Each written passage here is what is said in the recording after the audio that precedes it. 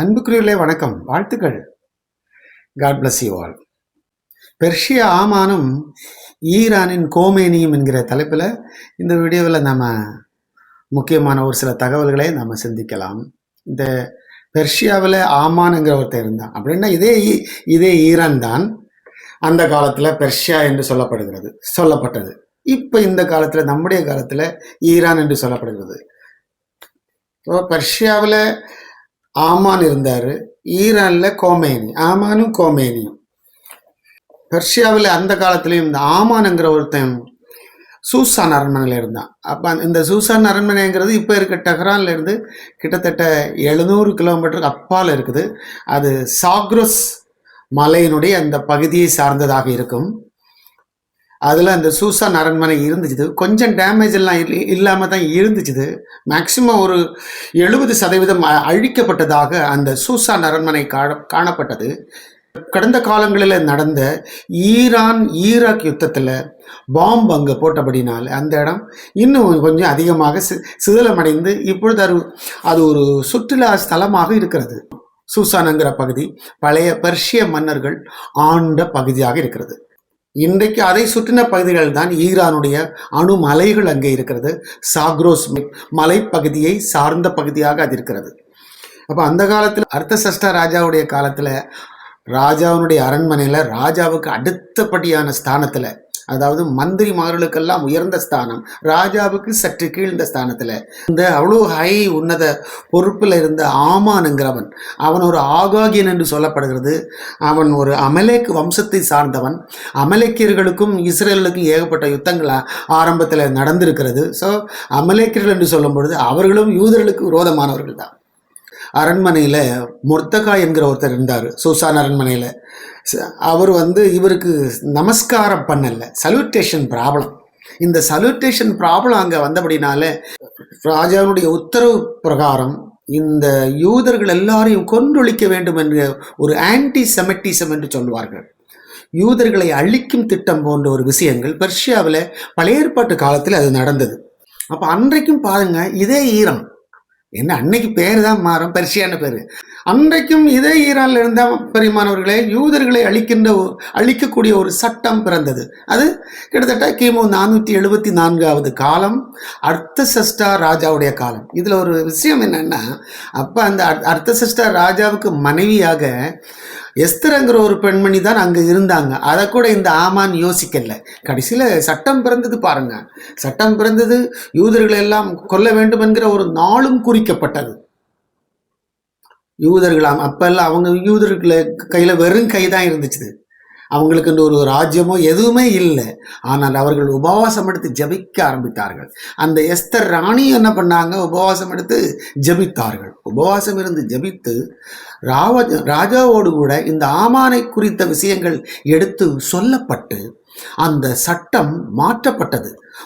Esther, Mordecai மற்றும் அந்த அரண்மனையில் உள்ள யூதர்கள், அரண்மனைக்கு வெளியே உள்ள யூதர்கள் பாருங்க, கிமு 474 anti Semitism was going on that time. அப்ப எல்லாருமே அன்னைக்கு தேவனாகிய கர்த்தரை நோக்கி புலம்பினார்கள், அழுதார்கள், ரட்டுடுத்தி சாம்பலிலே கிடந்தார்கள். கர்த்தர் தான் அவங்கள விடுவிக்கணும் அப்படிங்கிற ஒரே ஒரு வழி மட்டும்தான் அன்னைக்கு இருந்துச்சு. ஒரே ஒரு வழி. அந்த வழியை மாத்திரம் அவர்கள் நோக்கி பார்த்தார்கள். கடைசியில அவர்களுடைய ஜெபம் கேட்கப்பட்டது. அது நம்ம எஸ்தருடைய புஸ்தகத்தில் காண கிடக்கிறது. கடைசியில யூதர்களை அழிக்க வேண்டும் என்கிற அந்த சட்டம் திரும்ப பெறப்பட்டது. அந்த சட்டம் மாற்றப்பட்டது. பாத்தீங்களா? வேற எந்த நாடும் கிடையாது, இதே ஈரான் தான். கிமு 474 அப்படி ஒரு சட்டம். அப்ப யூதர்கள் அப்ப எப்படி அங்க போனாங்க? பெர்ஷியாவுக்கு ஏன் யூதர்கள் போனாங்கன்னு சொன்னா, பாபிலோனியர்களாலே அடிமைப்படுத்தப்பட்டு யூதர்கள் அங்கே போனார்கள். கடைசியில் பாபிலோனிய பேரரசு வீழ்ந்தது. பாபிலோனிய பேரரசு விழுந்ததுக்கு அப்புறம் பெர்ஷியா மேலே வந்தது. பெர்ஷியர்களுக்கு கீழாக யூதர்கள் மாறினார்கள். பெர்ஷியர்கள் என்று சொல்லும் பொழுது அந்த காலத்தில் அந்த ஆட்சியாளர்கள், ஆட்சியில் இருந்தவர்கள் என்று மேதியர்களாக இருந்தார்கள்.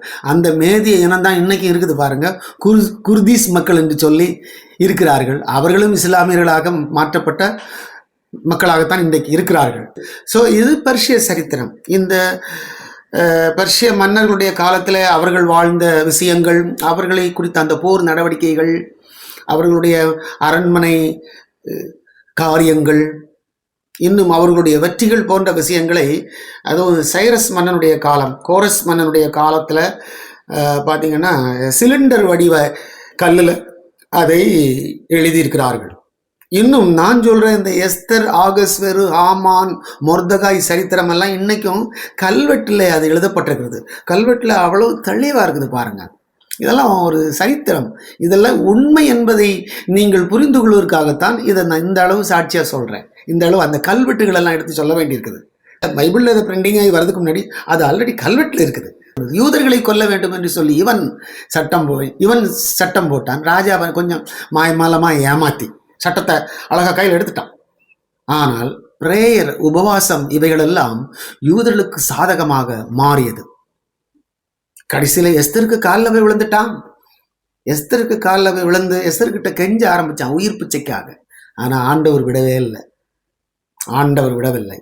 யூதர்களை அழிக்க வேண்டும் என்று சொல்லி நினைத்த உடனேயே கர்த்தர் அந்த சட்டத்தை மாற்றி அவனை அழிப்பதற்காக கர்த்தர் சித்தம் கொண்டார். கடைசியில் மொர்தகாயை தூக்கில் போட வேண்டும் என்று சொல்லி அவன் செய்து வைத்திருந்த 50 முழ உயரமான அந்த தூக்கு மேடை, அந்த தூக்கு கம்பம் என்று சொல்லுவார்கள், அந்த தூக்கு கம்பத்தில் இந்த ஆமானை தூக்கிலிட்டார்கள் என்று காண்கிறோம். இவன் செய்த தவறுக்காக, கர்த்தருடைய பிள்ளைகளுக்கு விரோதமாக இவன் எழும்பின அந்த விஷயத்துக்காக கடைசியில் இந்த ஆமானுடைய 10 ஆம்பளை பசங்க, இந்த 10 ஆம்பளை பசங்களையும் வெட்டி கொன்றார்கள் என்று இருக்கிறது. கிமு 474 சரித்திரங்க நான் இப்போ சொல்றது. அப்போ ஈரானில் பாருங்க, அன்றைக்கு கிமு 474 அப்படி ஒரு சம்பவம் நடந்திருக்கிறத இப்போ நீங்கள் ஒப்பிட்டு பாருங்க. அந்த கிமு 474 இப்போ நடக்கிறதும் கரெக்டாக இருக்கும். அந்த காலத்திலேயே யூதர்கள் கடைசியில் தங்களுடைய எதிரிகளாகிய 75,000 பேரை வெட்டி போட்டாங்க. இன்னும் நிறைய பேர் உண்டு, கணக்கில் வராது. அப்படி அன்றைக்கும் யூதர்கள் ஈரானில் ஜெயித்தார்கள். இதனுடைய அர்த்தம் என்ன தெரியுங்களா? தன் வினை தன்னை சுடும். கடைசியில் ஆமானுடைய பசங்களை வெட்டி கொன்று உடலை தூக்கி எறிந்தார்கள் என்று காண்கிறோம். இந்த நாளில் இஸ்ரேலுடைய அட்டாக் பாருங்க, ஈரானில் நடக்கும் பொழுது எல்லாரும் சிதைக்கப்பட்டு தான் கொல்லப்பட்டார்கள். தலைவர்கள் எல்லாருமே சிதைக்கப்பட்டு தான் கொல்லப்பட்டார்கள். அங்கே ஆமானுடைய குமாரர்களை வெட்டி உடலை தூக்கி போட்டார்கள் என்று சொல்லி பைபிளில் இருக்கும். இது கல்வெட்டுகள்லேயும் இருக்கும். ஏகப்பட்ட கல்வெட்டு அங்கே கிடைத்திருக்கிறது. 70 ஃபீட் உயரமுள்ள கல்வெட்டில் இந்த எஸ்தர் ராணி சரித்திரங்கள், ஆகஸ்துவேரு ராஜாவுடைய சரித்திரங்கள் எல்லாம் 70 ஃபீட் உயரான பார்த்துக்கிட்டீங்களா? அவ்வளோ பெரிய கல்வெட்டில் இதை பொறித்து வைத்திருக்கிறார்கள். பிரியமானவர்களே, அந்த கிமு 474 நடந்த அதே விஷயம். அன்றைக்கு சல்யூட்டேஷன் ப்ராப்ளம். ஆனால் இன்னைக்கு என்ன தெரியுமா? மத பிரச்சனை. அயதுல்லா அலி காமேனி அவர்கள் என்ன செய்தார்கள்? கிட்டத்தட்ட 37-40 ஆண்டுகளாக இஸ்ரவேலின் மேல் கடும் கோபம் கொண்டு அந்த நாட்டை அழிக்க வேண்டும் என்று சொல்லி தங்களுடைய சொந்த நாட்டில் ஈரானில் அதுக்குரிய ஆயத்தங்கள் எல்லாம் செய்தார். பப்ளிக்கில் எல்லாம் நிறைய பேசினார். தீவிரவாத குழுக்கள் எல்லாம் உருவாக்குறங்கிற விஷயத்தை நாம் நன்கு அறிவோம். ஆனால் அவர் வெற்றி பெற்றார்னு பாருங்க, இல்லை, அவரும் என்ன செய்யப்பட்டார்? கொல்லப்பட்டார்ன்றதுனால நாம் காண்கிறோம். இந்த 2026ஆம் ஆண்டு பிப்ரவரி மாதம் 28ஆம் தேதி நடந்த இஸ்ரேல் ஸ்ட்ரைக்கில் கொல்லப்பட்டார்கள். அதுவும் பாருங்க, இஸ்ரேலுடைய பெண் பைலட்டுங்க தான் வந்து கிட்டத்தட்ட 30 குண்டுகளை அவருடைய பெரிய மாளிகையில் அதை போட்டார்கள். பாருங்க எந்த அளவு ஒரு தோல்வி என்பதை இங்கு நாம் பார்க்க முடிகிறது. ஆன்டி செமிட்டிசம் அது வெற்றி பெறாது. யூதர்களை அழிக்கும் கொள்கை என்கிறது வெற்றி பெறாது என்பதை நாம் காண்கிறோம். அதுவும் ஒரு இஸ்லாமியன் பெண்களுடைய கையிலால செத்தான் என்று சொன்னால், மறித்து போனான்னு சொன்னால் 72 கன்னிகை எல்லாம் கிடைக்காதுங்கிற ஒரு பயமும் இவங்களுக்கு இருக்குதான். கடைசியில் பார்த்தா இப்போ பிப்ரவரி மாதம் 28ஆம் தேதி குண்டு போட்டவங்க எல்லாமே இஸ்ரேலிய பைலட் பெண்களை கொண்டுதான் தேவனாகிய கர்த்தர் அந்த விஷயத்தை நிறைவேற்றினார். அன்றும் தெய்வீகம் அவர்களுக்கு கை கொடுத்தது, இன்றும் தெய்வீகம் அவர்களுக்கு கை கொடுத்து கொண்டிருக்கிறது. நியூயார்க் மேயர் மம்தானி அவர் என்ன சொல்றாரு பாருங்க, ஈரானிய அரசாங்கம் தனது சொந்த மக்களை திட்டமிட்டு ஒடுக்குவதில் ஈடுபட்டுள்ளது, மிருகத்தனமான அரசு அப்படின்னு அவர் சாடுறாரு. பாத்தீங்களா? ஆயிரக்கணக்கான ஈரானியர்களை கொண்டது. அதனால ஈரான் அரசு ஒரு மிருகத்தனமான அரசுன்னு சொல்லி மம்தானி சொல்றாரு. இப்ப ஈரான் பாருங்க மிகவும் சேதமடைந்திருக்கிறது. ஒரு டஹ்ரானுங்க அந்த அந்த நகரம் பாருங்க, இஸ்ரேல் மற்றும் அமெரிக்காவுடைய குண்டு வீச்சுல ப பயங்கரமான பாதிப்பு. வெளியில அவங்க நிறைய பேசலாம், நிறைய சொல்லுவாங்க. நாங்கள் வெற்றி பெற்றுவோம், இன்னும் நாங்கள் இறுதி வரை போராடுவோம், இஸ்ரேலுக்கு தக்க பதிலடி கொடுப்போம், அமெரிக்கா அவர்களாகவே போகக்கூடிய சூழல் உருவாகும் என்கிற வார்த்தைகள் எல்லாம் சொல்லிக்கொண்டே இருக்கிறார்கள். ஆனால் திருப்பி அடிக்க முடியலையே. 90% பலவீனத்தை அவர்கள் கண்டு கொண்டார்கள். ஏனென்று சொன்னால் முக்கியமான நகரங்களும் இராணுவ தளவாடங்களும் பாலிஸ்டிக் மிசைல் ஏவுதல் செய்யப்படுகின்ற அந்த ஏவு தளவாடங்களும் பாலிஸ்டிக் மிசைல் உருவாக்குகின்ற அந்த ஃபேக்டரிஸ் போன்ற எல்லா விஷயங்களும், முக்கியமான ரோடுகள், சாலைகள், வழித்தடங்கள், ஃப்ளைட் எல்லாம் அங்கே பறக்கவே பறக்காது பாருங்க. விமான ஓடுதளங்கள் எல்லாம் அடிச்சு நொறுக்கிட்டாங்க பாருங்க. பயங்கரமான தீப்பிழம்புல எரிந்து கொண்டிருக்கிறது பாருங்க. ஒரு விஷயம், அந்த ஆன்டி செமிட்டிசம் கொள்கை, இஸ்ரேலுங்கிற ஒரு நாடு அங்கே இருக்கக்கூடாது, அதை வரைபடத்திலிருந்து ஒழித்து கட்ட வேண்டும் என்கிற அந்த திட்டம், இதுக்கு பேர் தான் ஆன்டி செமிட்டிசம். அந்த ஒரு எண்ணம் வந்ததுனால அதனுடைய பாதிப்பு பாருங்க. 1948 இருந்த இந்த எதிர்ப்பு இருக்கிறது பிரியமானவர்களே.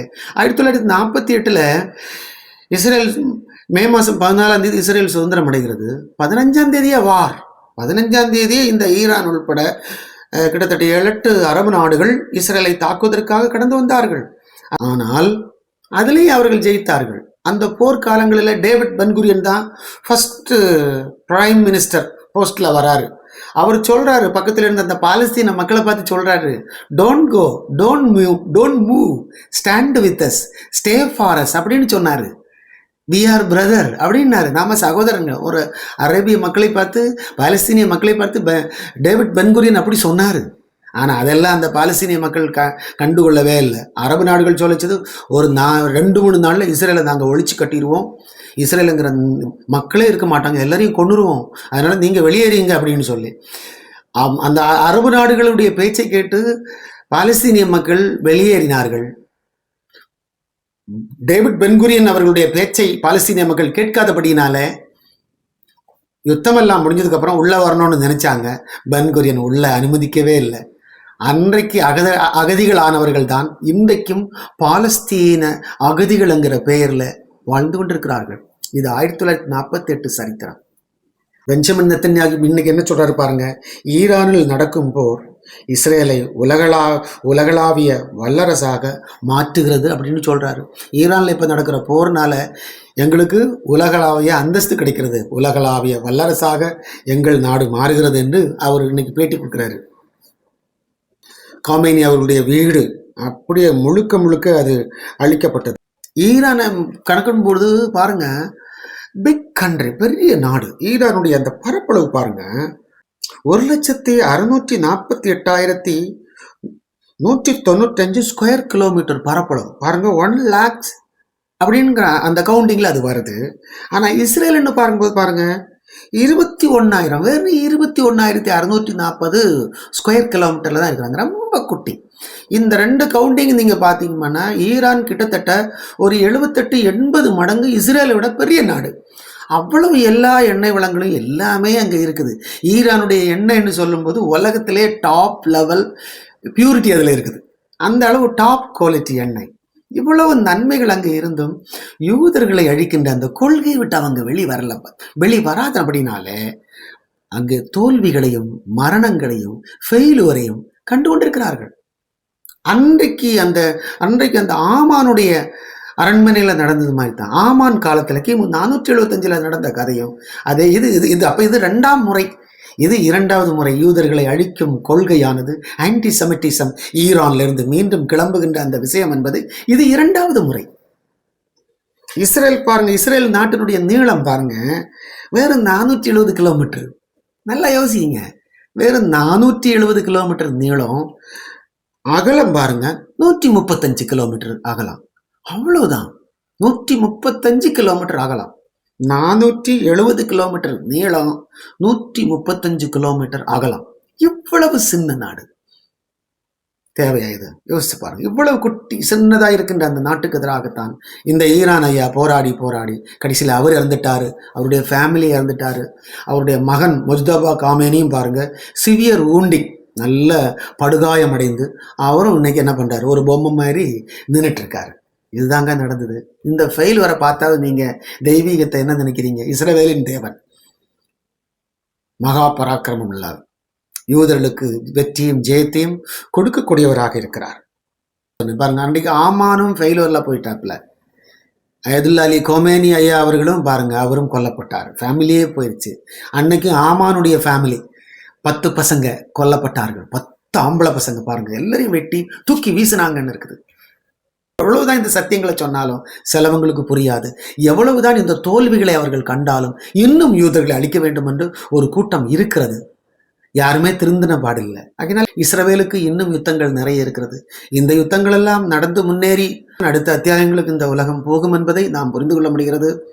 பைபிள் தீர்க்க தரிசனங்கள் உலகத்தில் சரியாக பிரதிபலித்து முன்னேறுகிறது என்கிறதை இந்த நாளில் இந்த வீடியோவில் மீண்டும் நான் உங்களுக்கு சொல்லிக் கொள்கிறேன். Okay, thank you all. God bless you all.